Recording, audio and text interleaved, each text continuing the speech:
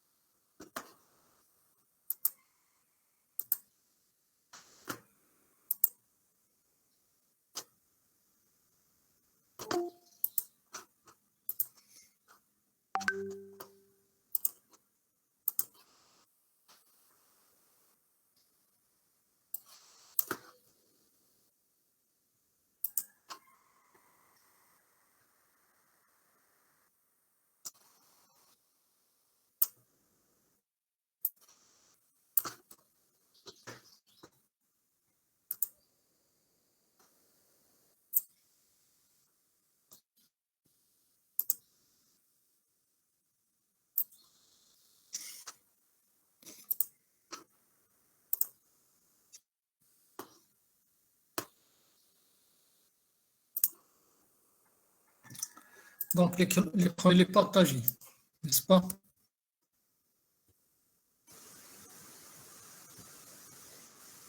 Très bien. Donc, l'autre fois, nous sommes arrêtés sur le fait donc sur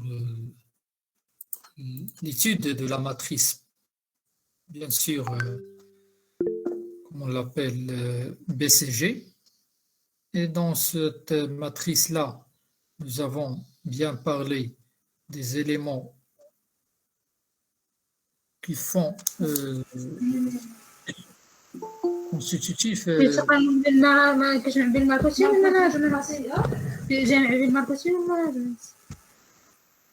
Éteindre vos micros, s'il vous plaît. Éteindre vos micros, s'il vous plaît. Donc, nous avons dit que c'est un outil qui est étudié pour analyser les portefeuilles d'activité. Donc, le Boston Consulting Group, le BCG, c'est un outil, bien sûr, qui croise la croissance des données donc, concernant le chiffre d'affaires, la croissance du chiffre d'affaires des différentes activités et bien sûr la part du marché sur chacune de ces activités-là. À travers cette matrice, on peut avoir trois grandes familles, donc nous l'avons déjà étudié, donc la vache à lait, les étoiles, et bien sûr, comme vous savez, donc là nous l'avons déjà étudié. Donc la vache à lait, les étoiles, les vedettes et bien sûr les dilemmes. Et à chaque niveau, donc nous l'avons déjà parlé de ça. Donc les stars, ce sont les produits de futur, les dilemmes, donc on doit ou bien les développer ou bien donc on doit essayer de les abandonner. Et bien sûr, les vaches à lait, ce sont les activités qui sont arrivées à maturité. Et bien sûr, on doit les maintenir si le revenu est assuré. Pourquoi? Parce que donc ils sont situés dans une partie où la part du marché est forte, alors que la croissance du marché elle est faible. Tandis que les poids morts, donc ce sont des produits qui se situent au niveau de la part du marché qui est faible et bien sûr le taux de croissance qui est faible. Et à ce niveau-là, les points morts sont des activités pour lesquelles l'entreprise dispose d'une faible part du marché en croissance et ce sont des activités en faible rentabilité pour l'entreprise. Là, je crois que nous les avons déjà étudiés, nous avons déjà présenté ces éléments-là, que ce soit les étoiles, que ce soit aussi, bien sûr, les dilemmes et bien sûr, que ce soit aussi les vaches à lait, là, nous l'avons déjà étudié. Et enfin, donc, nous l'avons étudié les poids morts donc, concernant ces éléments-là. Et bien sûr, ces éléments, ces produits-là ne font pas donc commettre l'erreur de gagner à tout prix, mais les parts de marché qui sera bien sûr pour l'entreprise quelque chose qui est très coûteuse. Donc là, on va essayer de voir à présent l'autre élément, bien l'autre matrice, c'est donc là nous l'avons déjà expliqué que pour les vedettes, on doit conforter la position parce que nous sommes dans une position concurrentielle et dans une phase pour l'entreprise, dans des conditions de force. Donc, on doit conforter cette position, on doit la maintenir, on doit bien sûr la consolider, l'améliorer. Pour les vaches à lait, donc ça, même si elles font des rentabilités pour l'entreprise, maintenir la position sans réinvestir de ressources parce qu'ils sont déjà rentables. Les dilemmes, donc, ou bien investir ou bien abandonner ces produits. Et pour les poids morts, donc, il faut abandonner ces produits progressivement parce que leur maintien va causer des problèmes financiers pour l'entreprise. La matrice, donc, on va étudier maintenant, c'est la matrice McKinsey ou bien la matrice qu'on appelle attrait-atout. Donc, c'est quoi cette matrice? Qu'est-ce qu'il vise cette matrice et qu'est-ce qu'on cherche à travers cette matrice-là. Donc, cette matrice-là, elle va être constituée de deux axes, de deux variables. Donc, la première, c'est l'attractivité et la position concurrentielle de l'entreprise. Donc, les atouts de cette matrice-là, ce sont les avantages. Lorsqu'on parle des atouts de cette matrice l'attrait de l'activité concurrentielle, voilà ce qu'il va se présenter. Mais les atouts, donc, ce sont les avantages dont dispose l'entreprise pour réussir sur un segment donné. Là, nous l'avons déjà étudié l'autre fois concernant les produits. L'expérience, la productivité, la qualité, ce sont des éléments sur lesquels l'entreprise peut disposer d'un avantage concurrentiel par rapport aux autres, qui va se repérer sur l'expérience de cette entreprise, sur sa productivité, sur sa qualité, sur son service, sur sa relation avec la clientèle, sur sa position géographique, donc sur la logistique, la technicité, donc plusieurs éléments. Donc la maîtrise de la technologie aussi, donc là, la synergie avec d'autres activités, bien sûr, les ressources déjà disponibles. Donc les atouts dont l'entreprise dispose, ils peuvent être bien sûr disparates, ils peuvent être bien sûr très variés, qui concernent aussi bien l'expérience, la productivité, ou bien la qualité du tout produit, sa maîtrise et sa parfaite maîtrise de la technologie, sa disponibilité de la technologie dont les moyens technologiques qu'il utilise et la maîtrise de ces moyens aussi technologiques, la synergie avec d'autres activités lorsqu'une entreprise il a plusieurs activités, ou bien il opère dans plusieurs activités, et même parfois, lorsqu'on parle des activités internes de l'entreprise, l'activité de production, de commercialisation, informatique, technique, ressources humaines, toutes ces activités doivent y avoir une certaine synergie, une certaine relation, une certaine harmonisation, une certaine coordination et coopération. Et bien sûr, les ressources déjà disponibles dans l'entreprise, que ce soit ressources humaines, financières ou technique ou matériel. Donc, dans ce sens-là, la matrice McKinsey, elle va s'intéresser à quoi? Elle va mettre en deux variables. Premièrement, l'attrait de l'activité. Donc, est-ce que cette activité elle est attractive ou non? Et deuxièmement, on va s'intéresser sur la position concurrentielle de l'entreprise. Donc, la matrice McKinsey on la met en relief deux éléments. Premièrement, c'est l'attrait de l'activité de l'entreprise.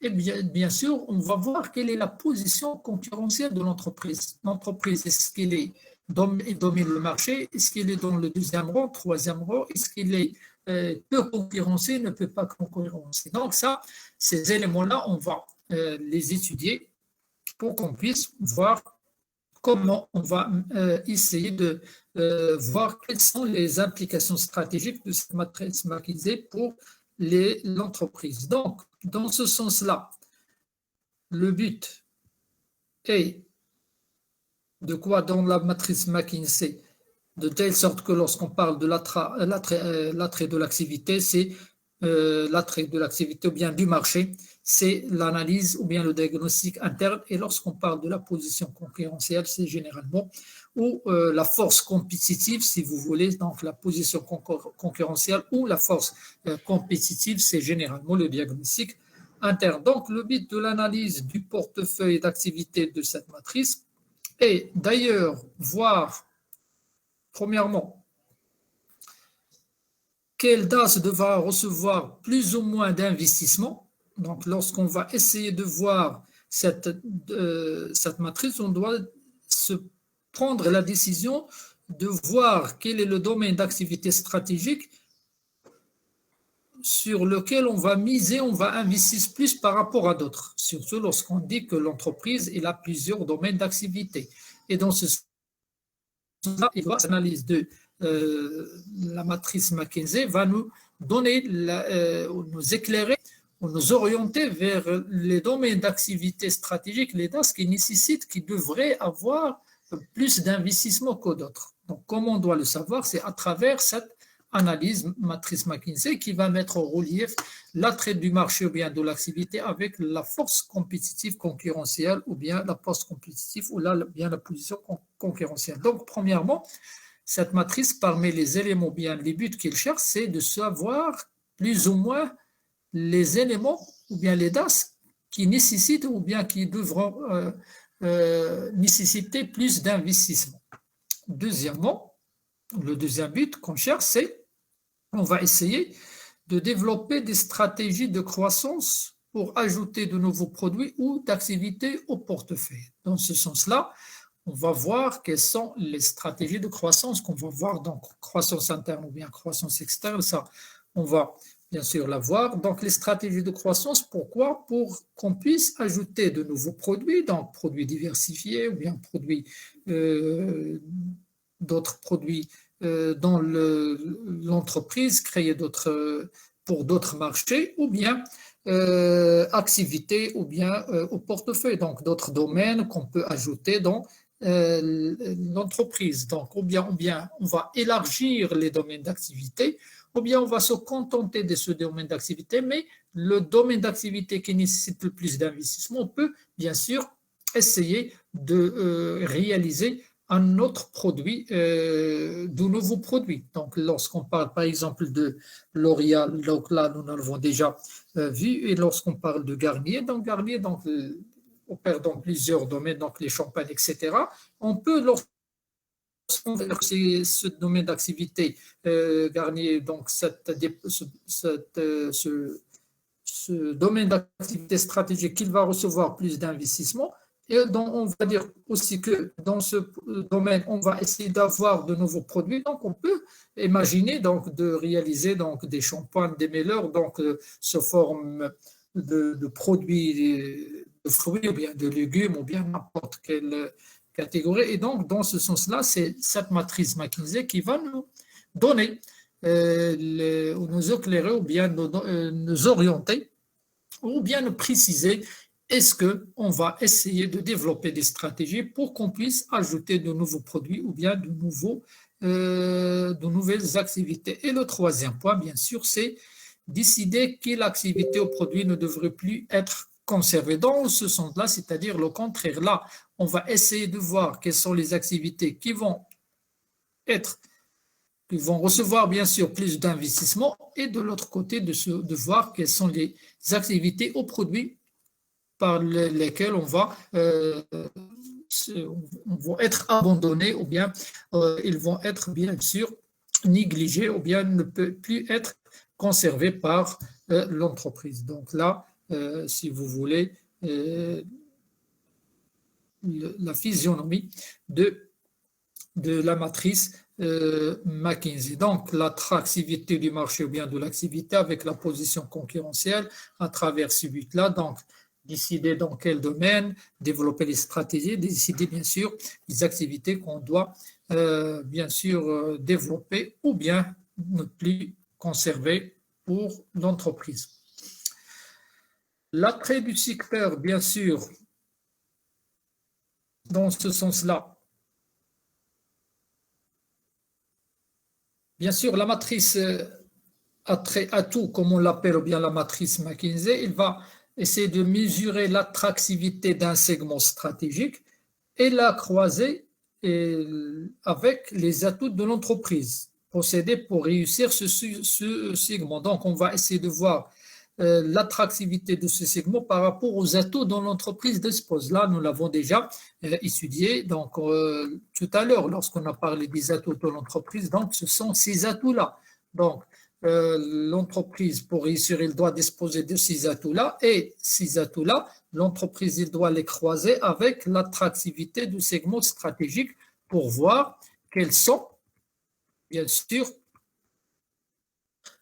pour réussir sur ce segment. Et bien sûr, elle se prête dans ce sens-là à un travail de l'ensemble des acteurs de l'entreprise, des parties prenantes, si vous voulez, un travail collectif, un travail collégial de réflexion avec le comité de direction pour voir cette décision, parce que ce sont des décisions qui sont stratégiques, nous l'avons dit, et qui concernent l'avenir de l'entreprise et qui doivent être prises donc par la plus haute autorité ou bien par le sommet hiérarchique le plus haut. Et dans ce sens-là, c'est au comité de direction qui va décider à ce niveau-là. Donc, non, nous avons donc, il va mesurer l'attractivité d'un segment stratégique ou qu'on va le croiser avec, bien sûr, les atouts de l'entreprise. Donc, l'attractivité du secteur, lorsqu'on parle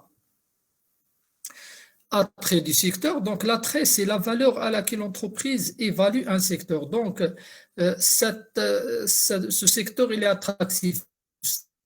Donc, elle est attractif du point de vue rentable, bien sûr, du point de vue rentabilité, parce qu'il dispose bien sûr, des éléments, bien sûr, euh, des éléments, comment dirais-je, potentiels qui vont essayer de faire influencer les investisseurs et l'entreprise. Donc, dans ce sens-là, l'attrait et la valeur à laquelle l'entreprise il va évalue un secteur. Donc, le secteur, il est évalué à travers son attractivité. Donc, s'il est attractif, on va évaluer donc ce secteur-là. Et bien sûr, c'est une valeur, bien sûr, de valeur donc intrinsèque lorsqu'on veut évaluer ce secteur-là. Donc, on va essayer de l'évaluer donc à travers des valeurs intrinsèques qui sont fondées sur des critères objectifs. Donc,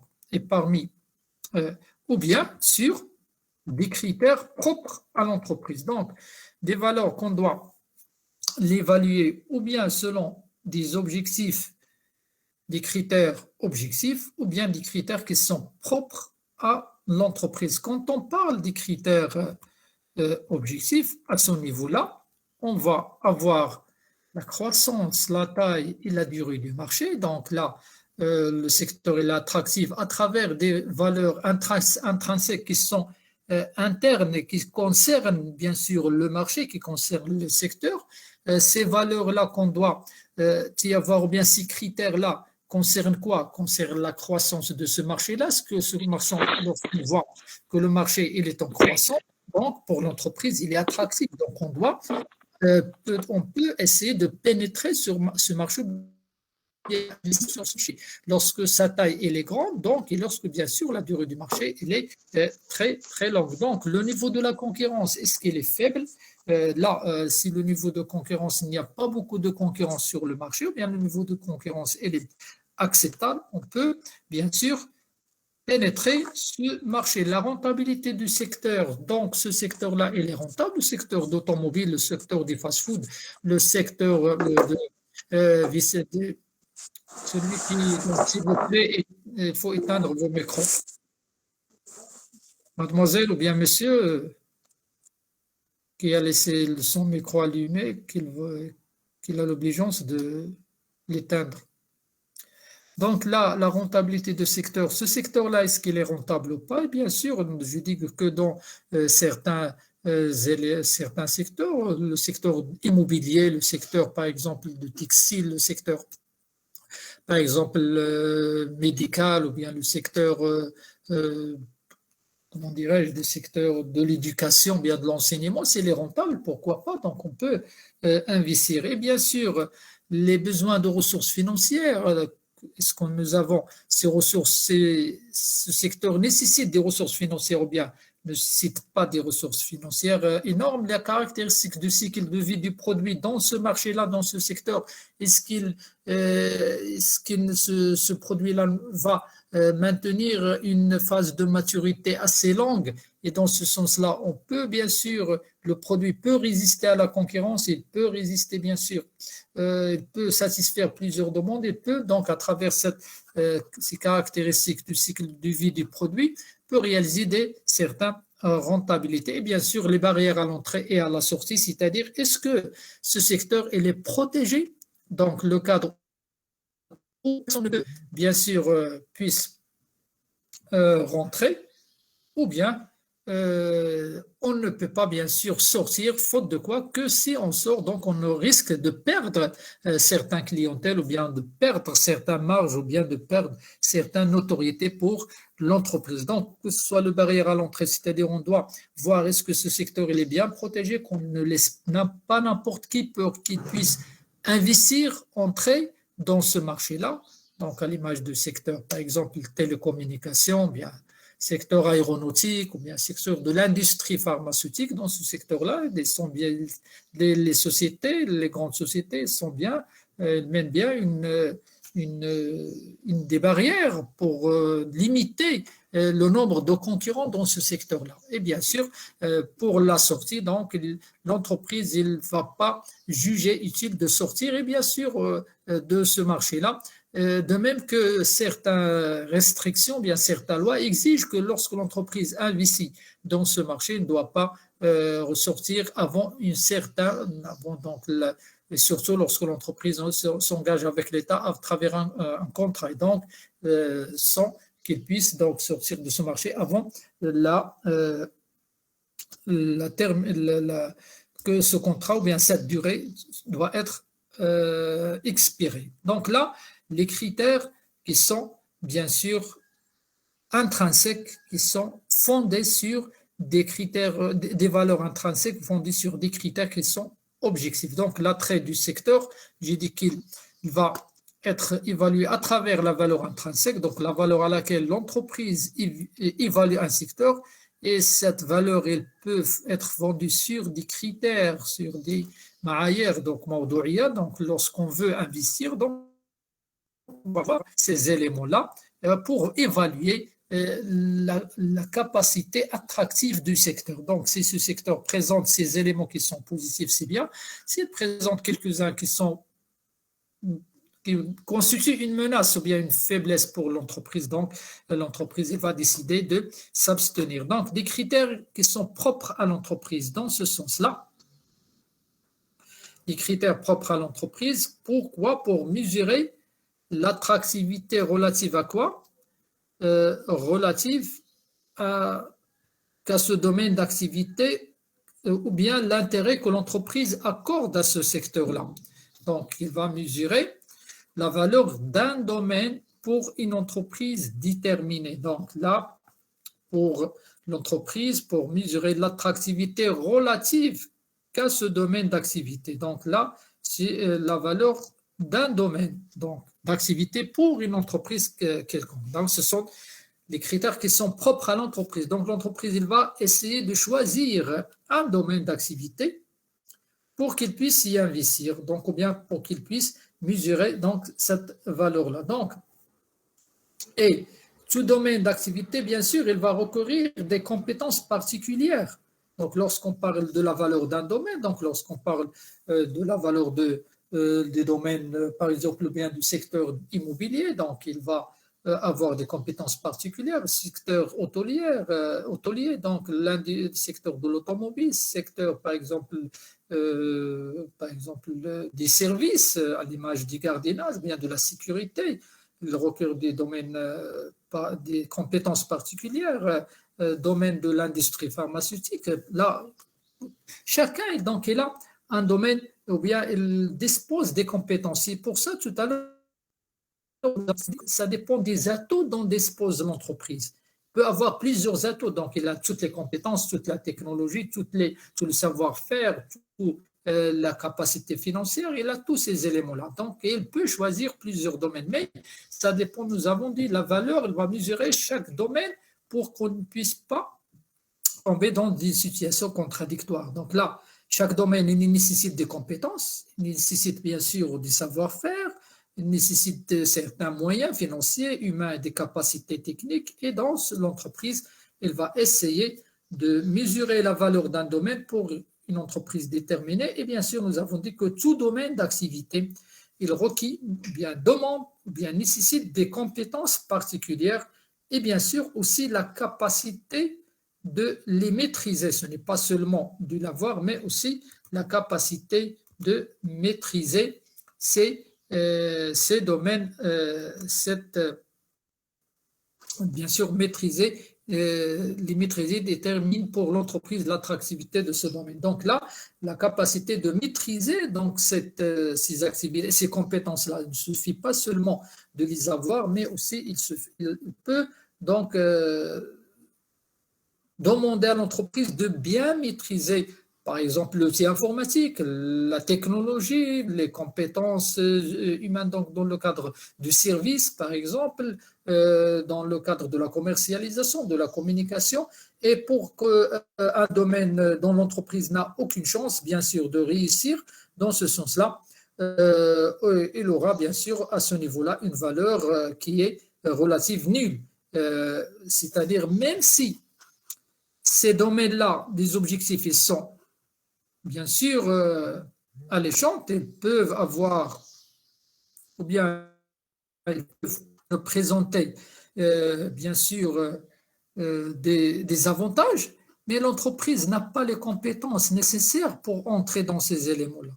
Ou bien le domaine n'a aucune chance ce domaine-là dont l'entreprise il veut essayer de s'introduire, il n'aura pas de chance. Pourquoi? Parce qu'il ne maîtrise pas les compétences particulières dont il dispose. Et s'il ne maîtrise pas, même si ce secteur présente des avantages, on ne doit pas investir parce que nous avons dit que ça dépend de deux critères.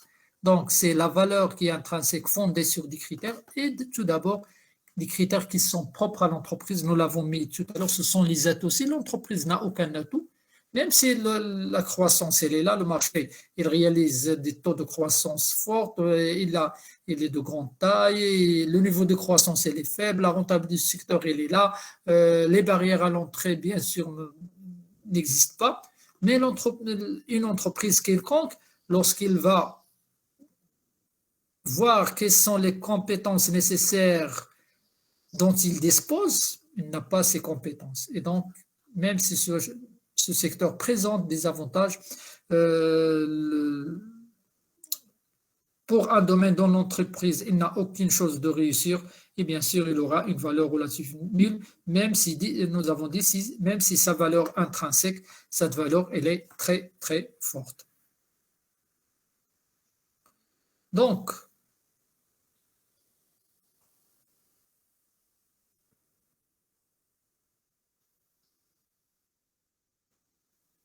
à ce niveau-là, on peut bien sûr, lorsqu'on a parlé des critères propres et des critères, bien sûr, qui sont intrinsèques, la valeur intrinsèque, pardon, les facteurs, les critères objectifs. Est-ce que vous m'entendez, s'il vous plaît? Oui, monsieur. Donc, le défilement, il est bien. Donc, les images passent Oui, monsieur. normalement. Très bien. Donc, lorsqu'on parle de ces éléments-là, la position, quand on parle de, bien sûr, l'attrait du marché ou bien l'attrait du secteur ou la force compétitive ou bien la position concurrentielle de l'entreprise. À ce niveau-là, on va se demander, donc, lorsqu'on parle de la position concurrentielle ou bien de la force compétitive, comment peut-on évaluer cette force compétitive ou bien comment peut-on évaluer la position concurrentielle de l'entreprise? C'est-à-dire qu'une entreprise, elle est concurrentielle, elle est compétitive, quels sont les critères ou les éléments qui vont nous donner, bien nous dire que voilà, l'entreprise elle est compétitive. Donc, à ce niveau-là, on doit chercher ces critères-là, on doit évaluer cette position-là. Donc, les éléments sur lesquels on doit se baser pour dire que l'entreprise, ou bien pour évaluer sa position concurrentielle, nous avons les facteurs clés de succès de cette activité ou bien de l'activité. Donc, quels sont, identifier les facteurs clés de succès de l'activité. D'ailleurs, donc, nous avons, lorsqu'on a parlé des atouts, parfois ces atouts peuvent constituer des facteurs clés de succès pour l'entreprise. Lorsqu'on dit la maîtrise de la technologie, c'est l'entreprise maîtrise bien sa technologie dans son domaine d'activité. Si on prend par exemple l'aéronautique, ou bien si on prend l'industrie automobile, si on prend par exemple l'industrie pharmaceutique, il utilise des technologies sophistiquées, utilise les technologies, donc dernier cri, il maîtrise ces technologies, il possède investit dans ce domaine de recherche et développement dans la technologie. Donc, on doit essayer de voir ces facteurs clés de succès de l'activité pour qu'on puisse avoir une position concurrentielle. Donc, une activité, elle demande quel facteur clé de succès. Donc, est-ce que la compétence humaine, est-ce que le savoir-faire, est-ce que le service, est-ce que la communication, est-ce que bien sûr la technologie, est-ce que bien sûr les ressources financières, quel secteur, est-ce que la disponibilité, la logistique, la situation, la position donc géographique, donc ça dépend quoi de comme facteur clé de succès. Donc, deuxième élément, c'est le poids de chaque facteur. Donc, là, lorsqu'on va déterminer les facteurs clés, on va essayer de déterminer le poids de chaque facteur pour chaque activité. Donc, on va déterminer les ensembles des facteurs clés, on va voir quel est le poids de chaque facteur clé de succès pour cette catégorie d'activité. Et bien sûr, on doit essayer d'évaluer le degré de maîtrise et de la performance de l'entreprise et de chacun de ses principaux concurrents sur chaque facteur clé de succès. Donc, lorsqu'on va identifier les facteurs clés de succès que nous l'avons déjà énumérés à ce niveau-là, on va essayer d'évaluer comment le degré de maîtrise de ces facteurs clés de l'entreprise, bien sûr, mais bien sûr aussi des principaux concurrents. Si on se base sur la technologie, on va dire, est-ce que mon entreprise maîtrise mieux cette technologie dans ce domaine-là? Lorsqu'on parle de l'industrie pharmaceutique, est-ce que la technologie utilisée dans l'industrie pharmaceutique, je la maîtrise mieux? Si j'ai appris de l'industrie automobile, la technologie utilisée dans l'industrie automobile, je la maîtrise mieux. Si je prends dans les dessins animés, donc là, je prends le secteur des films, etc. Est-ce que je maîtrise l'industrie cinématographique? Est-ce que je maîtrise cette technologie? Mais aussi, si je la maîtrise, je dois savoir est-ce que les principaux concurrents sur chaque facteur clé de succès, est-ce qu'ils maîtrisent eux aussi cette technologie ou bien la maîtrisent mal ou bien la maîtrisent pas du tout? Donc là, je dois évaluer ce degré, donc à quel pourcentage, à quel niveau par rapport aux autres concurrents. Et bien sûr, je dois évaluer de manière globale en multipliant les notes obtenues pour chacun facteur clé de succès par leur poids respectif. Donc, dans ce sens-là, je dois essayer de voir les notes que je dois obtenir pour chaque est-ce que de 50%, 20%, 30% par rapport à leur poids respectif. Donc, chaque facteur clé de succès sera noté et donc, bien sûr, on va voir quel est le poids qui va représenter pour mon entreprise, mais aussi pour les concurrents. Et bien sûr, je vais faire en sorte d'additionner toutes ces notes que je vais obtenir.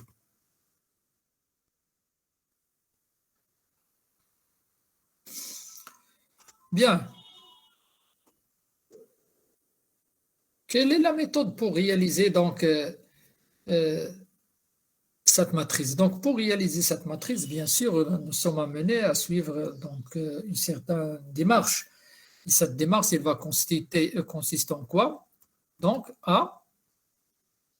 premièrement, attribuer bien sûr des notes de 0 à 10. Donc là, c'est la façon donc c'est une manière technique pour savoir qu'on va essayer de maîtriser ou bien d'attribuer la note, on va essayer de lister les atouts et les attraits de chaque secteur, bien sûr, et on va essayer d'attribuer à chaque attrait et à chaque atout une note allant de 0 à 10. Donc, quel est l'atout, donc quel est l'attrait. Donc, nous avons les atouts dont on dispose lorsque la maîtrise, là, nous l'avons déjà expliqué, et les attraits, donc les critères, la rentabilité, la croissance, les barrières, etc. Et à chaque niveau, on va donner à chaque critère une note, que ce soit pour les atouts de l'entreprise, que ce soit pour l'attrait du secteur du marché. Et donc, chaque élément, il sera noté de 0 à 10. Donc, supposons que pour les atouts techniques, on va noter 10. Pour, par exemple,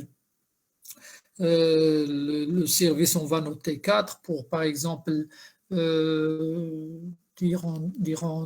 la maîtrise ou bien le savoir-faire, on va donner 2. Et dans l'autre côté, la croissance 5, etc. La rentabilité 3, etc. Ça dépend. C'était un exemple. Donc, on va noter ces éléments-là. Et bien sûr, le 0, il va correspondre à l'absence totale d'intéressés. On donne on attribue 0 à donc un attribut ou bien un atout. Cela veut dire quoi? Cela veut dire que l'absence totale d'intérêt, ce facteur, ces atouts, nous disposons pas d'atouts suffisamment concurrentiels. Et de l'autre côté, lorsqu'on attribue par exemple 0 à la rentabilité, que ce secteur n'est pas, bien sûr, rentable. Mais le maximum, c'est 10 qu'il est possible. Mais il faut savoir que ces notes, elles doivent être faites d'une manière objective, c'est-à-dire sur la base de faits et non sur la base des études et des informations. Là, nous l'avons déjà étudié. Donc, après, on va essayer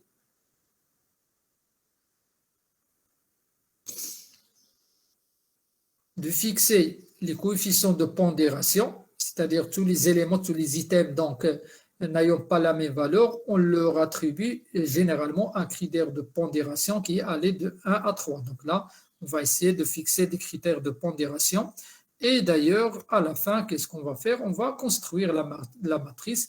Et pour cela, bien sûr, on va répartir les attraits et les atouts en 3 grandes classes. Donc, nous avons les attraits et les atouts, et on va faire fort, moyen, faible pour les attraits et fort, moyen, faible pour les atouts qu'on doit avoir en général 9 cases dans laquelle se répartir le segment ou les domaines d'activité stratégique. C'est la méthode pour réaliser la matrice McKinsey ou bien la matrice, comme nous l'avons déjà dit, la matrice atout, force, la matrice atout et la matrice attrait. Donc, la force compétitive ou bien la position concurrentielle et l'attrait du secteur ou bien du marché. Donc, voilà, si vous voulez, comment on va essayer de voir. Donc, nous avons les attraits et les atouts. Donc, 3 niveaux, forte, moyen, faible ou bien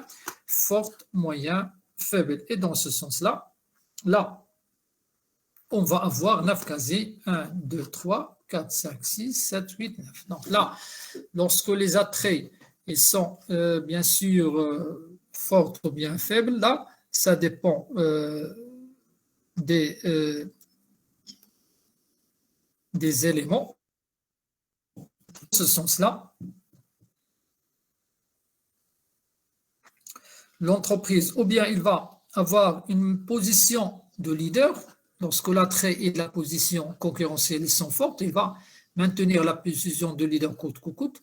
Là, parfois, lorsque l'attrait ou bien la position elle est moyenne ou forte, donc qu'est-ce qu'on va faire? On va maintenir la position, suivre le développement. Et lorsque la position elle est forte et l'attrait elle est faible, donc on doit essayer de rentabiliser notre activité. Et ainsi de suite, on va ou bien améliorer la position, bien sûr, faire en sorte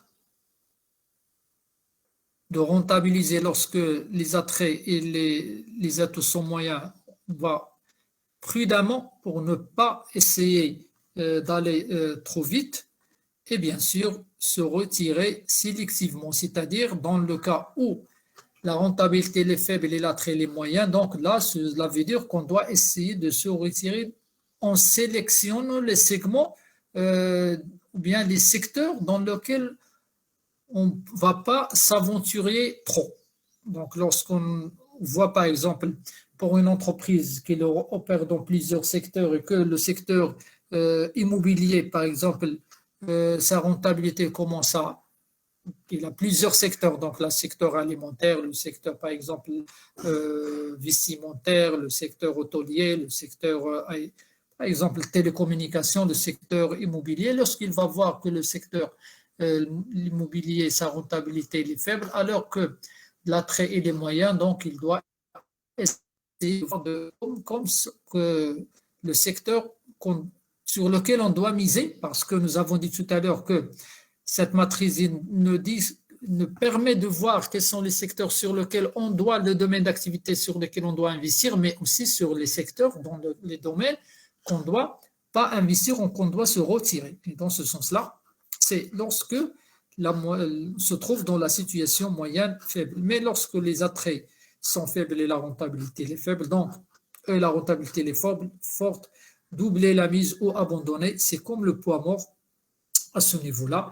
Se retirer progressivement et sélectivement, donc parce que la rentabilité est moyenne, donc la rentabilité est faible et le secteur est faible, l'attrait, on doit abandonner et bien sûr désinvestir totalement, donc pour qu'on ne puisse pas s'aventurer. Donc voilà les éléments concernant l'attrait, concernant la rentabilité. Les deux éléments là, lorsqu'ils sont forts,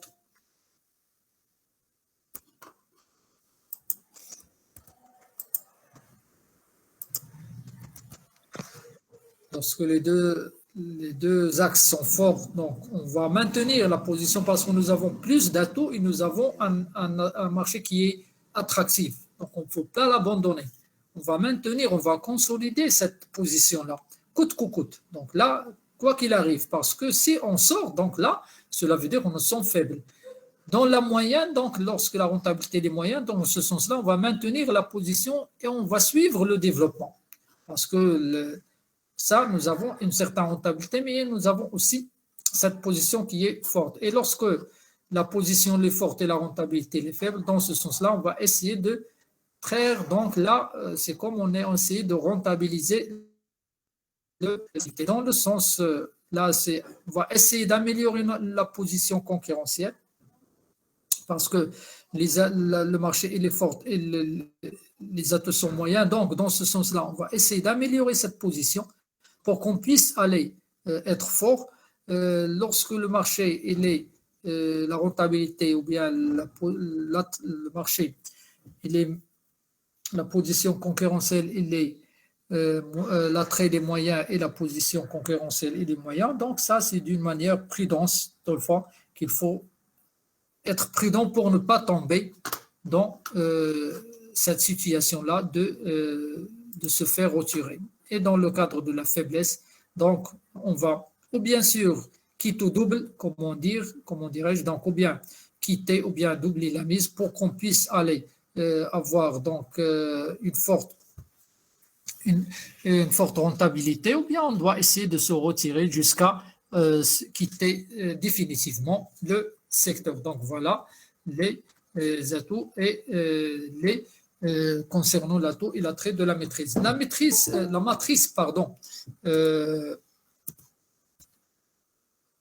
cette matrice, bien sûr, elle va présenter trois stratégies élémentaires quand on parle de cette matrice-là. Ça veut dire quoi? Donc, il va présenter trois stratégies que nous l'avons déjà expliqué dans l'autre tableau. C'est, premièrement, investir et se développer. Ça veut dire quoi? Lorsque la valeur de l'activité et la position concurrentielle se sont intéressantes. Donc là, fortes. Donc, ils sont intéressantes, investir et, bien sûr, se développer. Donc, trois niveaux qu'on doit, bien sûr, trois niveaux de stratégie qu'on peut avoir. Le deuxième niveau, c'est le statu quo. Donc, le statu quo, ça veut dire quoi? Il s'agit bien sûr de se maintenir en rentabilisant les zones de valeur et de position concurrentielle moyenne. Donc là, essayer d'être statu quo, c'est-à-dire les choses ne doivent pas changer. Donc, essayer d'être dans le secteur, dans la zone, tout en essayant de voir, rentabilisant les zones de valeur et de position concurrentielle moyenne. Donc là, les zones de la case moyenne. Donc, on va essayer de la faire rentabiliser. Et bien sûr, l'abandon, se retirer partiellement ou totalement des zones faibles. Donc là, ce sont trois éléments, bien trois stratégies. Ou bien on va investir, se développer, ou bien on va se maintenir, ou bien on va abandonner le secteur, bien sûr. Bon, ça dépend. Donc là, en fonction, bien sûr, de la situation et de l'étude de cette matrice. Donc, lorsqu'on va étudier les potentialités, nos atouts, lorsqu'on va voir aussi les critères et les critères d'attrait, et on va les comparer à travers, lorsqu'on a vu l'attribution des notes, à travers le croisement, l'attribution de notes pour chaque facteur clé de succès, pour chaque élément. Et dans ce sens-là, on va essayer de voir quels sont les éléments qui vont, la situation ou bien la stratégie qu'on doit présenter. Ou bien on va abandonner, ou bien on va se maintenir, ou bien on va investir ou se développer. Et ça, donc, selon, si vous voulez, donc, si on va revenir un peu en arrière, dans ces éléments-là.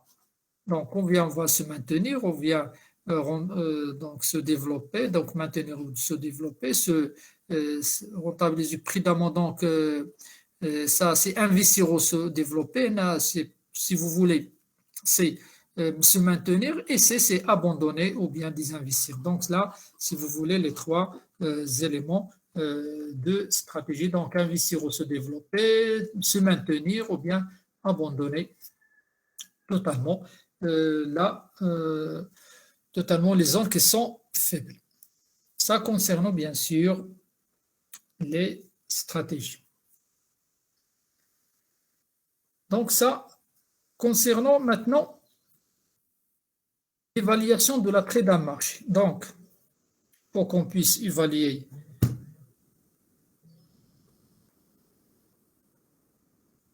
l'attrait d'un marché, donc sur quel point nous avons bien sûr parlé tout à l'heure de la méthode de la réalisation de la matrice et bien sûr nous avons parlé de comment on va évaluer la position concurrentielle de l'entreprise. Là, nous en avons déjà parlé et maintenant on va essayer de voir comment on va évaluer l'attrait du marché. Donc, dans ce sens-là, nous avons des facteurs externes qui affectent l'attrait du marché et nous avons des facteurs internes qui affectent la force concurrentielle. Donc là, les facteurs externes, donc là, ce sont la taille et le taux de croissance du marché, là nous l'avons déjà souligné, l'intensité de la fluctuation saisonnière, donc qu'il soit donc du point de vue, par exemple, le prix des matières premières, qui sont donc surtout pour si on prend par exemple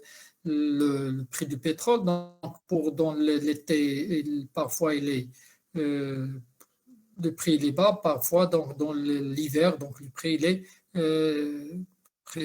plus ou moins donc élevé. Donc le climat social aussi, donc la stabilité économique et politique, etc. Donc là, ce sont les facteurs qui affectent l'attrait du marché. Donc un marché, pour qu'on puisse investir dans tel ou tel marché, on doit savoir donc est-ce qu'il y a une certaine stabilité économique et politique dans ce pays-là, est-ce qu'il n'y a pas une intensité concurrentielle qui est forte, le climat social, c'est-à-dire il n'y a pas de problème concernant la main-d'œuvre, concernant par exemple, les salariés, la législation, etc. Donc là, concernant les facteurs internes qui affectent la force concurrentielle, c'est la part de marché de l'entreprise, c'est l'importance des ressources financières, donc tout cela, ce sont ces atouts. Donc là, l'importance des ressources financières, technologiques et humaines, l'originalité du produit, ce qui est un produit original ou bien c'est un produit banal, donc l'image et la réputation du produit, ce que ce produit, donc c'est la force concurrentielle. Donc là,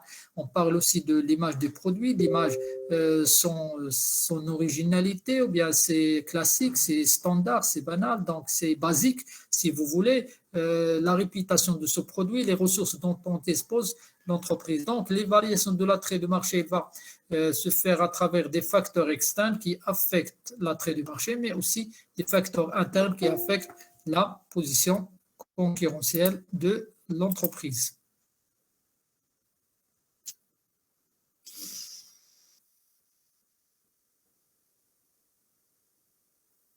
Donc, mais pour ce faire, nous sommes amenés à faire ce qu'on appelle, comme vous voyez dans le schéma, un certain diagnostic. Donc, le diagnostic, il va essayer de rassembler et de recueillir au cours des phases d'analyse interne et externe, à travers, bien sûr, des méthodes force-faiblesse,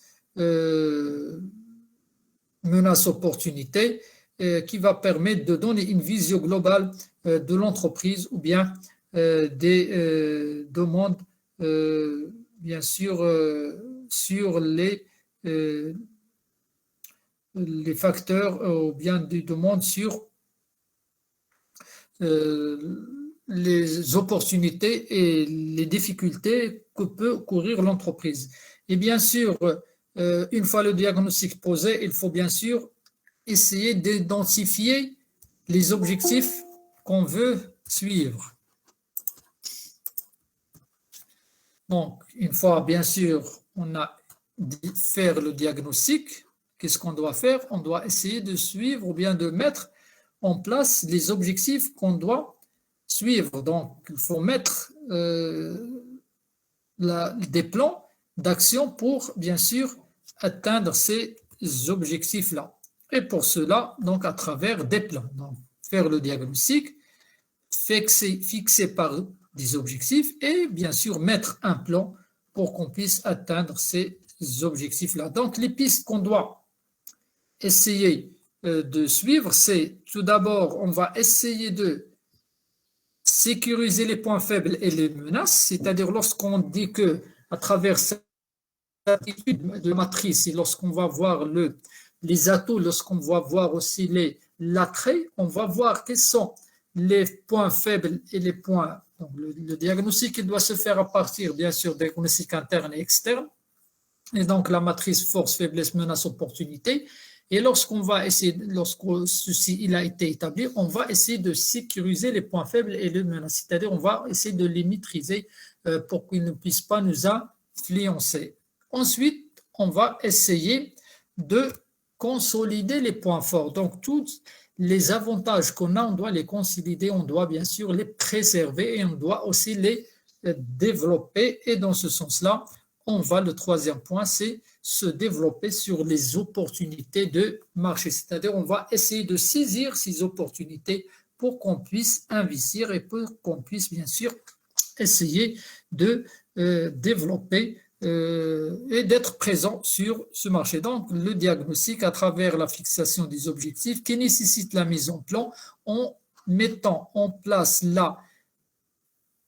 la sécurisation, bien la maîtrise des points faibles et les menaces, ou bien l'écart, si vous voulez. Donc là, on peut envisager. Oui. L'écran n'est pas partagé. Pas du tout, gars. Les autres? Oui, monsieur, même problème.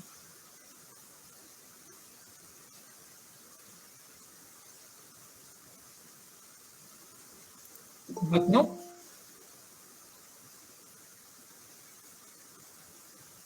Non.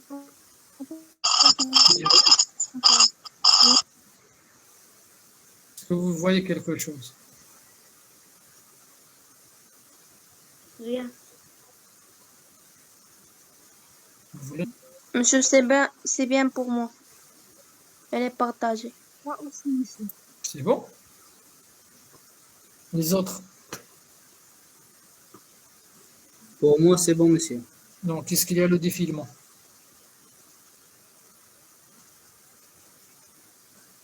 Qu'est-ce que vous voyez maintenant? Non, monsieur, c'est pas partagé. Qu'est-ce que vous voyez maintenant?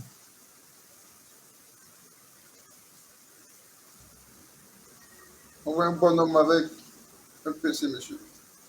Très bien. Et maintenant, qu'est-ce que vous voyez? Rien. On voit rien. Est-ce que quelqu'un voit quelque chose? Moi, je vois quelque Non. chose. Oui, monsieur. Est-ce que quelqu'un voit quelque chose? Qu'est-ce que vous voyez?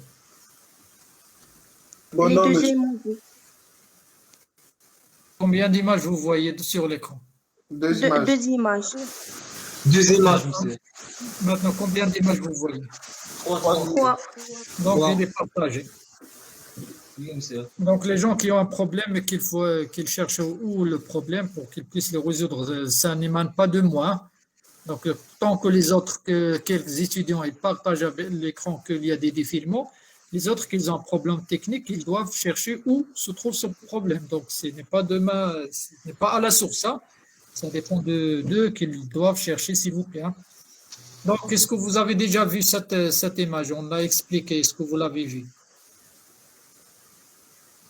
Oui? Cette image. Est-ce que vous l'avez vue? S'il vous plaît, est-ce que vous m'entendez? Oui, monsieur. Cette image, lorsqu'on qu'est-ce qu'on a vu? Oui, monsieur, on l'a. Vous pouvez reprendre l'explication, s'il vous plaît? Donc, nous avons dit que pour le diagnostic, donc, pour faire bien, pour qu'on puisse évaluer ou bien mettre cette matrice, l'évaluation de l'attrait et la position concurrentielle, on doit, de même pour les autres, dans le cadre de la stratégie, on doit essayer de faire des diagnostics pour qu'on puisse essayer de voir quels sont les enjeux ou bien les forces et les faiblesses et les menaces et les opportunités dans l'entreprise. La première étape à réaliser pour l'entreprise, c'est le diagnostic. Donc, on doit essayer de faire un diagnostic. Donc, le diagnostic, c'est que porte sur l'analyse interne et l'analyse externe de l'entreprise. Donc, un diagnostic, il est bien sûr demandé, que ce soit interne ou bien que ce soit externe. Une fois cette analyse il a été faite, ou bien ce diagnostic, on doit identifier les objectifs qu'on doit atteindre. Donc là, à travers les objectifs, on doit poser, là nous l'avons déjà lorsqu'on a parlé de la méthode de ZAM, donc diagnostic, objectif et bien sûr scénario, plan, là on va les retrouver ici. Donc le diagnostic, la méthode de ZAM, elle est là. Donc bien sûr, identifier les objectifs qu'on vise ou bien qu'on veut atteindre. Après, les objectifs, on a un plan. On doit essayer de faire un plan. Donc il y a le défilement, c'est bon? Oui, monsieur. Oui, monsieur. Donc, on va essayer de mettre un plan d'action pour atteindre ces objectifs et bien sûr, là, c'est la stratégie qu'on verra par la suite. Pour cela, on va voir quelles sont les pistes qu'on doit préconiser. Donc, qu'est-ce qu'on va faire? Donc, les pistes à travers ces éléments-là, la première des choses, c'est qu'on doit essayer de sécuriser les points faibles et les menaces. Donc, lorsqu'on va détecter les menaces et les points faibles, on va les mettre en sécurité, c'est-à-dire pour qu'ils ne puissent pas être aggravés, on va les corriger si nécessaire et bien sûr, on va les écarter si possible. Donc là, deuxièmement, on va essayer de consolider les points forts, c'est-à-dire les choses dont on dispose, les atouts dont on dispose, on doit bien sûr les consolider, les valoriser, les protéger et aussi les développer. Dans ce sens-là, on va par la suite se développer sur les opportunités du marché, c'est-à-dire aller vers les opportunités offertes par le marché. On va les saisir à travers tout ce que nous avons eu comme chose. Donc, on va essayer maintenant d'aller donc vers les 5 forces de porteurs, donc les 5, bien sûr, les 5 forces de Michael Porter pour qu'on puisse avancer un petit peu. Donc, si je vous donne, par exemple, lorsqu'on parle des opportunités, des menaces et des forces et des faiblesses, lorsqu'on parle des menaces, par exemple, une concurrence importante, une baisse du pouvoir d'achat de la clientèle, ça constitue une menace pour l'entreprise. Lorsqu'on parle des opportunités qu'il faut saisir, par exemple, un fort intérêt de la clientèle pour le produit, par exemple, nouvelle clientèle qui est apparue sur donc, le marché. Les forces, nous l'avons déjà, par exemple, étudié la qualité du produit, une bonne qualité, produit apprécié, service après-vente, etc. Et bien sûr, la faiblesse lorsque nous aura par exemple, une position géographique qui n'est pas, par exemple, bien, donc, ne sont pas bien positionnés, une faible rentabilité, par exemple, compétences donc, qui sont faibles. Ce sont des éléments qu'on peut donc avoir comme, bien sûr, force, comme faiblesse. Les 5 forces de porteur. Donc là, la concurrence, nous l'avons dit qu'on va la traiter à travers les matrices, mais aussi BCG et McKinsey, mais aussi à travers aussi les 5 forces de porteur. Donc, Michael Porter, donc, dans l'objectif, bien sûr, c'est de mesurer l'intensité concurrentielle sur un secteur donné. Donc, c'est ça l'importance de l'analyse des 5 forces de porteur, c'est qu'il va viser de mesurer l'intensité concurrentielle sur un secteur donné. Donc, on va voir un secteur et on va voir quelle est son intensité concurrentielle, quel est le degré de concurrence sur ce secteur-là. Et dans ce sens-là, il va permettre de visualiser les différentes forces en jeu et de rechercher celles qui sont le plus à même de toucher l'entreprise. C'est-à-dire, à travers ces forces-là, quelle est la force qui va toucher le plus l'entreprise. Donc, on va mesurer ces forces-là, vont essayer de donner l'intensité concurrentielle de l'entreprise sur un secteur-là. Donc là, c'est l'objectif, à travers la visualisation des différentes forces en jeu. Donc, on va voir quelles sont ces forces.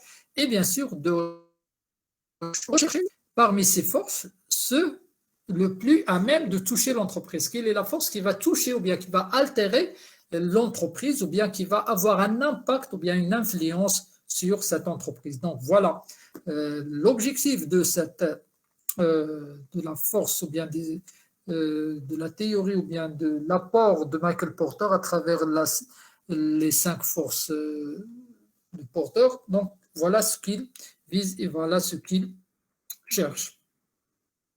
Bien sûr, quand on dit qu'il va toucher l'entreprise, à travers quoi?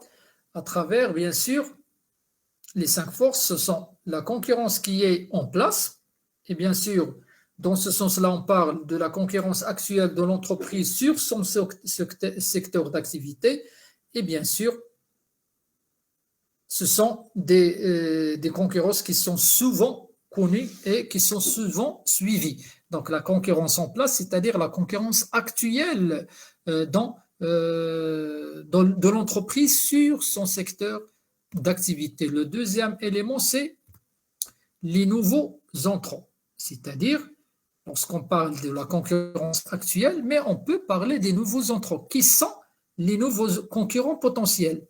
Lorsque tout à l'heure nous avons parlé de l'attrait de marché, nous avons parlé de barrières à l'entrée, barrières de sortie. Donc, si nous avons ces critères objectifs, il y a des barrières à l'entrée, donc les nouveaux entrants ne peuvent pas entrer parce qu'il y a des barrières pour qu'on ne puisse pas l'entreprise la laisser.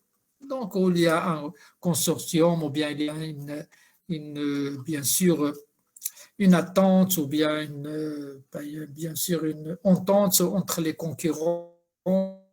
Ça dépend des lois. Donc là, les 5 forces se constituent à travers la concurrence en place, mais aussi à travers les nouveaux entrants. On peut avoir aussi les fournisseurs. Donc ce sont là, les nouveaux entrants, ils peuvent venir de secteurs d'activité très différents de celui de l'entreprise pour qu'ils puissent là concurrencer. Par exemple, sur le marché, par exemple, de la formation professionnelle. Dans ce sens-là, ce marché, il utilise de plus en plus la technologie. Donc, le e-learning, le serious games, etc. Les nouveaux entrants peuvent venir du monde de la technologie. Donc, là, nous avons la formation professionnelle et le e-learning. Et dans ce sens-là, cette formation utilise des éléments technologiques. Lorsqu'on parle de l'enseignement, par exemple, à distance, nous sommes en train de faire des cours à distance. Donc, ça, c'est l'enseignement, c'est la formation, mais on utilise de la technologie. Et dans ce sens-là, d'autres entreprises qui n'ont rien à voir avec l'enseignement, la formation, ils peuvent intervenir dans ce domaine-là à travers la mise à la disposition de certains établissements leur technologie. Donc, dans ce sens-là, les nouveaux entrants peuvent venir du monde bien sûr, de la technologie. Les fournisseurs, dans ce sens-là, on doit s'intéresser.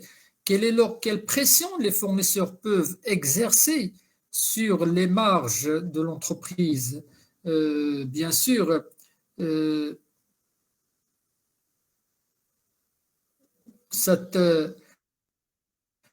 fournisseurs en position sont de force ou bien de faiblesse. Bien sûr, si on prend l'exemple de l'horlogerie, dans ce sens-là, peu de fournisseurs de mécanismes d'horlogerie qui subsistent, bien sûr, et dans ce sens-là, n'a pas beaucoup d'entreprises dans le cadre des fournisseurs qui vont fournir des matières premières ou bien qui vont fournir ces mécanismes d'horlogerie pour les entreprises clients. Dans ce sens, le poids et la présence ou bien l'absence de ces fournisseurs peut altérer l'activité de l'entreprise ou bien le choix d'activité, de secteur d'activité de l'entreprise. Le 4e élément, ce sont les clients. Et donc, de même que les fournisseurs peuvent exercer des pressions, on va se demander quelles pressions les clients sont-ils en position d'exercer sur les marges les marges de l'entreprise, les marges de profit, bien sûr. Là, on doit se demander. Et le 5e élément, c'est les produits de substitution. Donc là, vous l'avez déjà étudié dans le cadre économique de l'économie.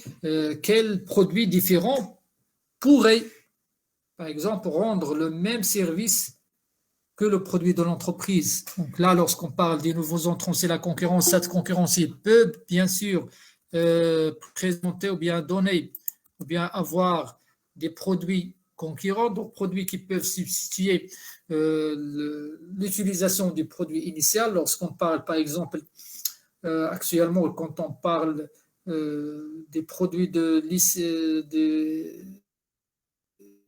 là, il y en a le détergent qui est donc en poudre, mais on a aussi le produit qui est en pastille.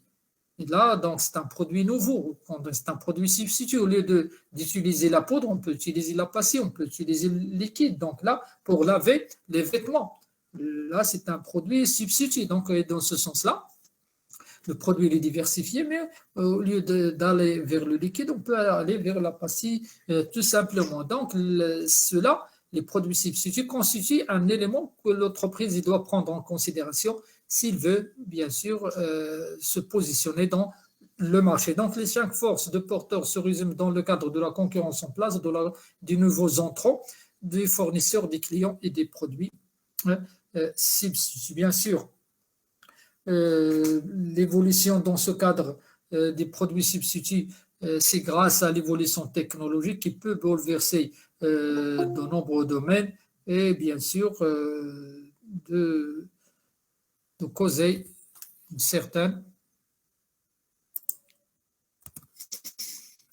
concurrence pour l'entreprise. Donc voilà, nous avons dit que la concurrence en place, qu'il s'agit de concurrence actuelle, quels sont les nouveaux entrants potentiels, les fournisseurs, quels sont les fournisseurs en position d'exercer sur les marges, quels sont les clients aussi, et bien sûr, quels sont les produits de substitut. Ce sont les 5 forces que nous avons déjà expliquées auparavant. Donc là, ce sont les éléments de 5 forces de Porter. Donc, les concurrents du secteur, nous avons les fournisseurs, les clients. Ces fournisseurs, ils ont un pouvoir de négociation sur les concurrents du secteur. Les clients ont aussi un pouvoir de négociation sur les concurrents de secteur, les entrants et les nouveaux entrants et les produits substituts aussi.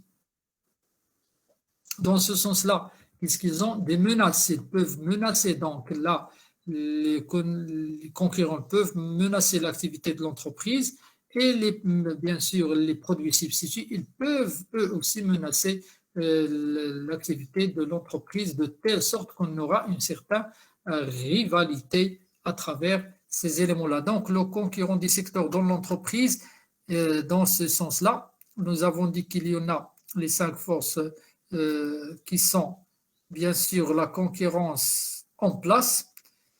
Donc voilà, mais nous avons aussi les fournisseurs qui ont un pouvoir de négociation, qui peuvent négocier concernant la livraison des produits, ce qui sont avec quel prix, avec quel délai de remboursement, avec quelle méthode. Les clients aussi, ils peuvent négocier concernant l'achat des produits, concernant le prix, concernant la qualité, concernant le service après-vente, concernant les avantages qu'on doit tirer. Les nouveaux entrants, ils sont une menace. Donc là, pour le secteur, ce sont des négociations. Les fournisseurs, ils peuvent négocier, mais les entrants et les produits substituts, c'est-à-dire la concurrence, les nouveaux entrants et les produits substituts peuvent constituer une menace pour l'entreprise, c'est-à-dire ils peuvent, dans ce sens-là, écarter ou bien éliminer cette entreprise du secteur et qu'ils peuvent prendre leur place, sinon c'est le produit qui va prendre la place de cette entreprise-là. Donc, quand on a parlé de ces éléments-là, les concurrents, les substituts et les menaces, bien sûr, cela veut dire quoi? Ajouter un autre élément, ce sont les pouvoirs publics ou bien les autorités de régulation.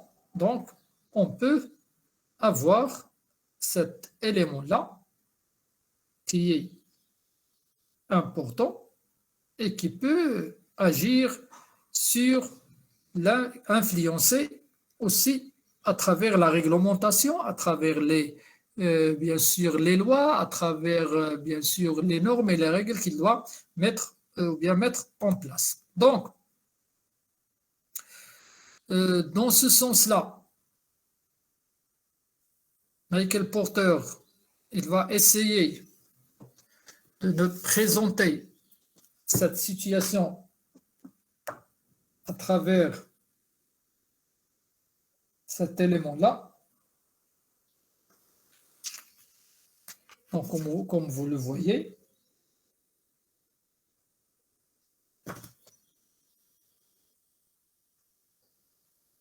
c'est-à-dire, pardon,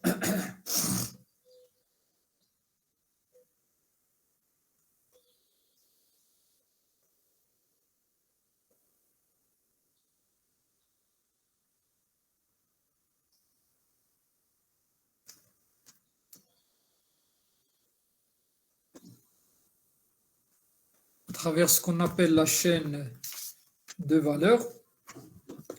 Et dans ce sens-là,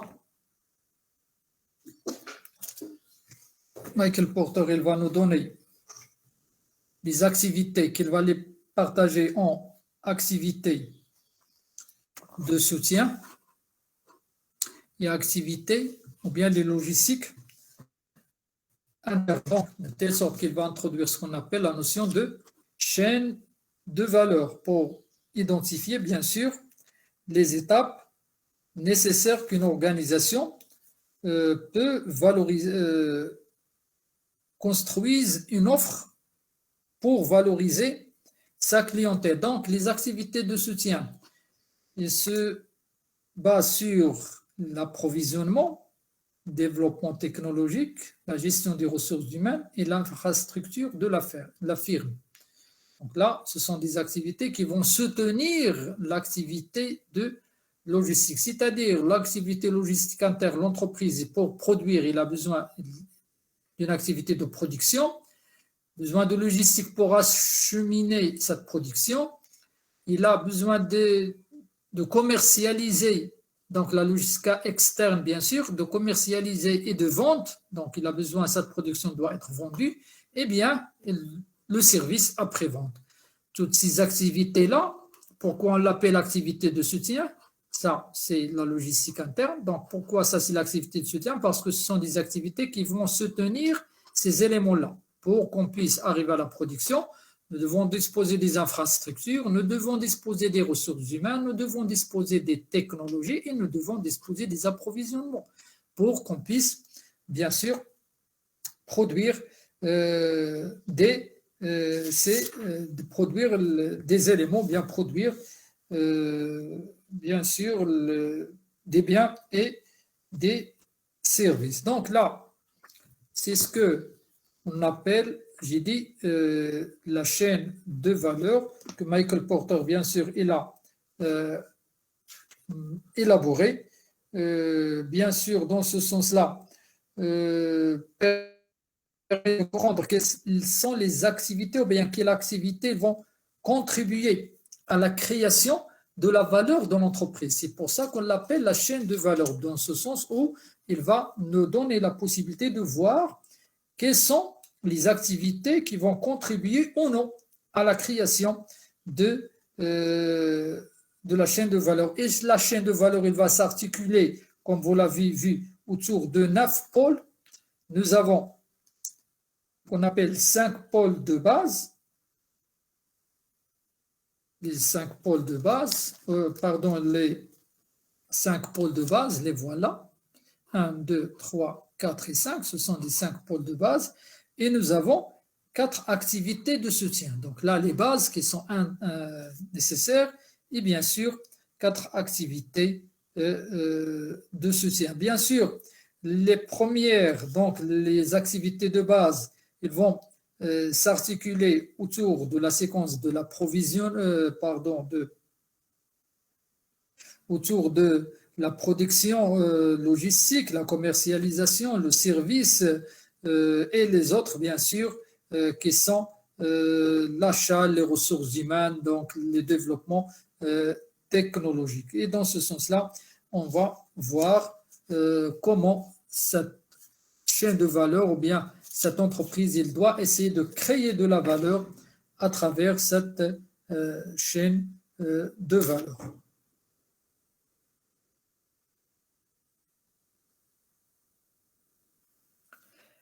Dans ce sens-là, nous avons dit que pour ce faire, l'entreprise, il doit veiller, parce qu'on parle, tout à l'heure, nous avons parlé des 5 forces, donc, et dans ce sens-là, l'entreprise, il doit veiller à ce qu'il connaisse parfaitement, ou bien est-ce qu'il veille à ce que les processus, que ce soit de production, bien ces activités, demeurent très efficaces dans le cadre de la compréhension du marché, c'est-à-dire il doit comprendre le marché, il doit savoir le marché, bien sûr, qui concerne son activité et qui va s'articuler autour de quoi? Autour de la collecte de l'information, de l'analyse, de l'étude de cette information, et bien sûr de la diffusion. Il va aussi se mettre ou bien s'intéresser au développement des nouveaux produits. Il doit essayer de s'intéresser à la conquête de nouveaux clients, faire la gestion de la relation client, faire en sorte l'exécution des commandes. Donc, tout cela, l'entreprise, il doit veiller à ce qu'il puisse comprendre et essayer d'avoir tous ces éléments et toutes ces activités.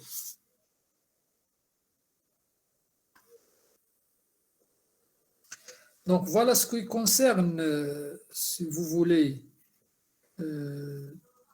Michael Porter, donc concerne la chaîne de valeur qui, j'ai dit, il s'articule autour des éléments de base et des éléments de soutien. Et donc, 5 éléments sur 4, donc ça fait 9 éléments. C'est 9 éléments, bien sûr.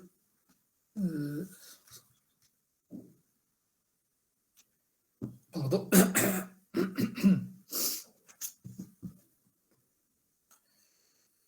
C'est 9 éléments autour de les éléments que vous voyez devant vous.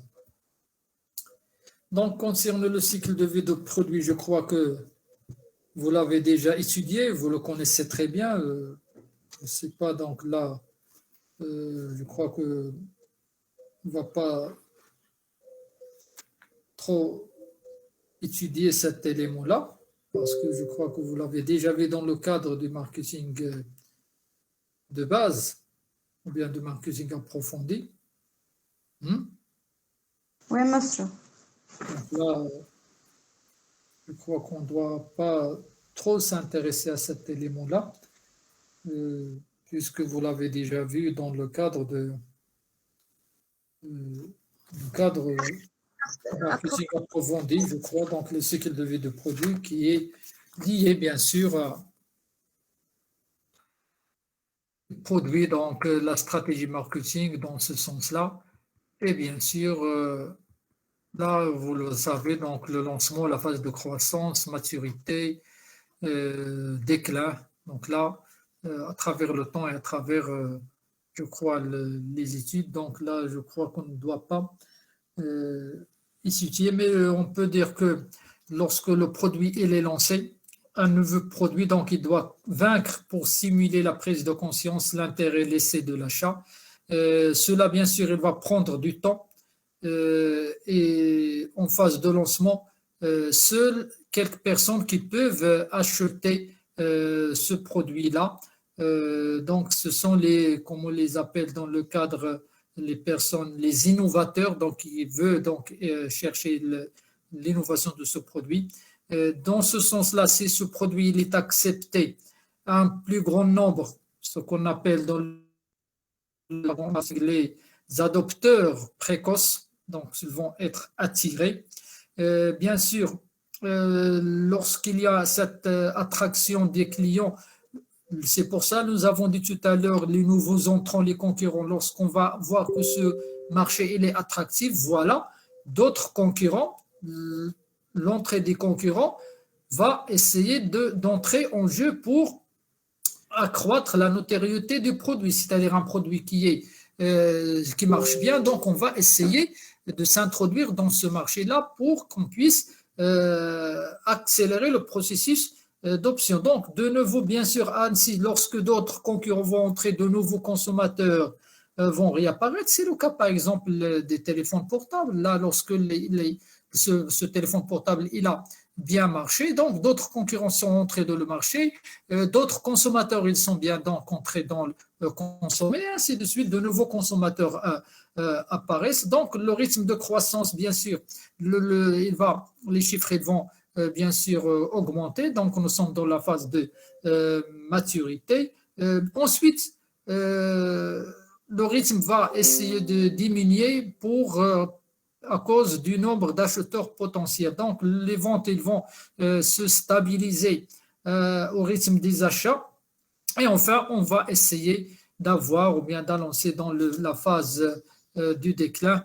Donc là, où la phase de déclin, où les coûts unitaires sont faibles, ou bien sûr les bénéfices sont réduits, ou là la clientèle elle est traditionnelle et la concurrence, lorsqu'on passe à la fin du déclin, la concurrence elle est déclinante. Et donc, bien sûr, dans la phase aussi de déclin, le prix sont réduits jusqu'au minimum. Donc, cela dépend bien sûr, à chaque phase, il y a une stratégie qu'on va voir, donc, parce que la stratégie dépend aussi de cycle de vie de produit et à chaque phase, on peut imaginer ou bien on peut concevoir une stratégie pour ce produit-là. Donc, si vous voulez, voilà le lancement. Voilà bien sûr la phase de croissance. Voilà aussi la maturité. Donc, voilà aussi le déclin. Et voilà donc ce qu'on peut voir dans ces phases-là, le lancement, la croissance, la maturité et le déclin. Donc là, je crois que vous avez déjà vu ça, n'est-ce pas? Oui, monsieur. Donc, on ne voit pas, donc ça c'est d'une manière assez résumée, c'est bref. Pour vous, donc, étudier ce cycle de vie de produit seulement pour qu'on puisse comprendre les phases. Voilà. Donc, la phase de vente, elle est caractérisée par quoi? Dans le lancement, les ventes sont faibles. La croissance, donc, elle est aussi, donc, il n'est pas en termes de croissance. La maturité, donc, elle est dans la phase de lancement. Dans les phases de lancement, les ventes elles sont faibles. La croissance, les ventes, la croissance, dans la phase de croissance, les ventes elles sont croissantes. Dans la phase de maturité, les ventes elles sont maximales. Dans la phase de déclin, les ventes elles sont déclinantes. Les coûts unitaires, bien sûr, voilà, à chaque phase. Et la concurrence, dans le lancement, il est limité, mais dans la maturité, il est stable. Dans la croissance, il est croissante. C'est pour ça nous l'avons toujours étudié, nous l'avons toujours vu, et nous l'avons parfois vu tout à l'heure à travers cette étude de Michael Porter. Donc là, l'objectif marketing avec la stratégie de produit. Donc, quel produit qu'on doit adopter. L'objectif marketing, c'est quoi? On va essayer de créer la notoriété, mais dans la stratégie de produit, c'est un produit de base pour l'entreprise. Pour l'objectif de la croissance, c'est accroître la part de marché. Dans la stratégie du produit, on va essayer de mettre une extension de cette gamme. On doit essayer d'élargir la gamme de ce produit. La maturité, c'est on va essayer de croître le profit dans l'objectif marketing, mais pour le produit, dans sa stratégie, c'est une grande variété. On doit essayer de faire varier ce produit-là. Et bien sûr, dans la phase du déclin, là, nous avons bien sûr réduire les dépenses et récolter bien sûr les profits ou bien les profits ou bien les résultats et bien sûr dans la phase de stratégie de produit c'est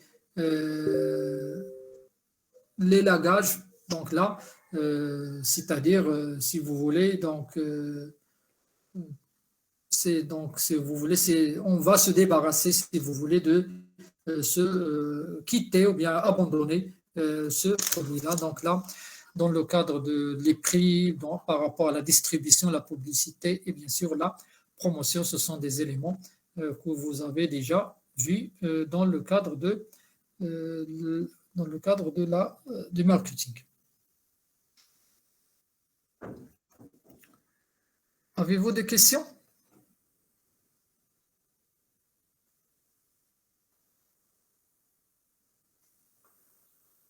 Non, monsieur. Est-ce que vous avez compris ces éléments-là? Oui. Oui, monsieur. C'est bien. Oui, monsieur. Donc c'est pour la semaine prochaine, je crois peut-être qu'il sera la dernière. On va essayer pour terminer. Donc là, il ne reste pas beaucoup de choses à dire.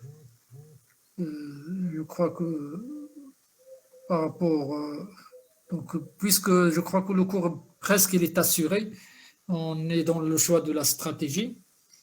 Et on va vous expliquer donc les stratégies qu'on a dans les stratégies de diversification, spécialisation de croissance, stratégie de, bien sûr,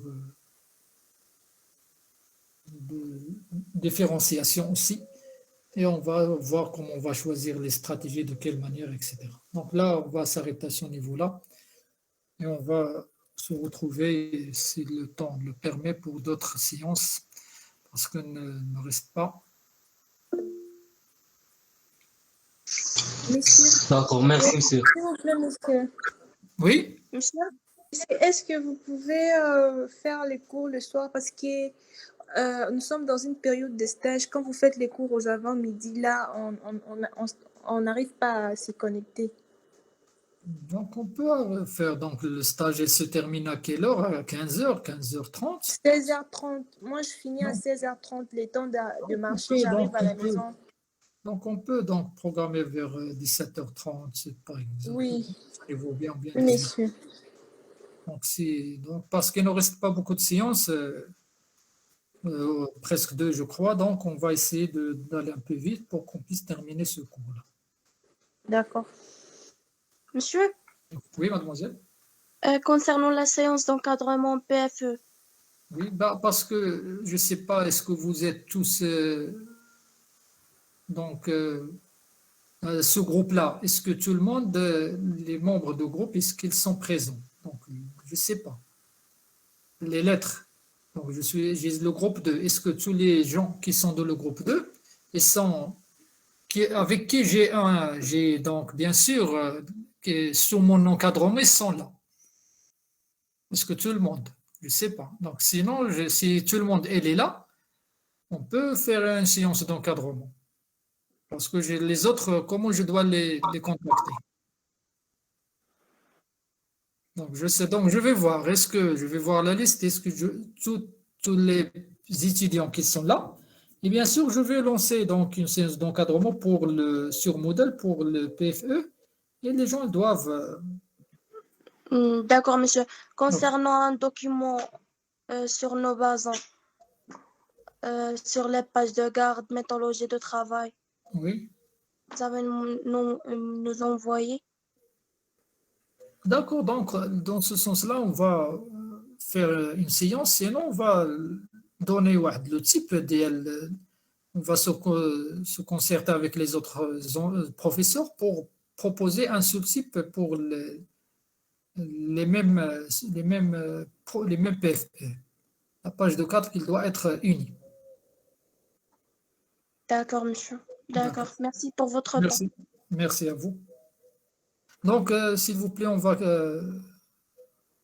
quitter la séance. Donc, tout le monde doit donc quitter pour qu'on puisse, si le temps le permet, on va programmer notre séance.